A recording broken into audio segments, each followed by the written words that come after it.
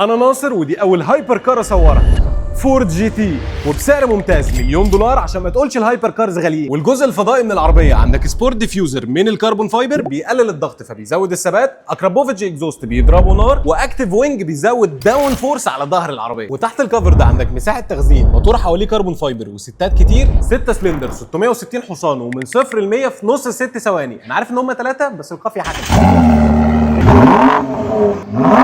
سر العربيه في استعمال الهواء بيخش من الاير انتيك يمشي في ممرات عشان يهوى على الموتور، والسخن بيخرج من الفتحات دي، واللي فاضل بيخرج من الانوار الخلفيه، واو، والهواء اللي خارج من الكاوتش بيخرج من الفتحه دي عشان يقلل الضغط تحت العربيه فيزيد الثبات. الهواء اللي بيخش من هنا بيحسن الايروداينامكس فبيزود السرعه، وكمان عشان يحسن الشكل الخارجي. ومن قدام الهواء بيخش من هنا على الانتركولر ويخرج من الفتحه دي. جروط مقاس 20 انش من الكربون فايبر، كربون سيراميك بريكس، وكاليبرز بريمبو عشان تمسك الوحش. ومن جوه عندك كربون فايبر سيتس ثابتين في مكانهم، ولو مش طايل بتشد دي والدواسه نفسها بتطلع لقدام. عندك ديجيتال ديسبلاي حواليه كربون فايبر، ديركسيون فيه 18 زرار، بادل شيفترز صوتهم خطير. ما تنساش تعمل فولو عشان ما يفوتكش العربيه الجديده من بيوبل اوف فيت دبي.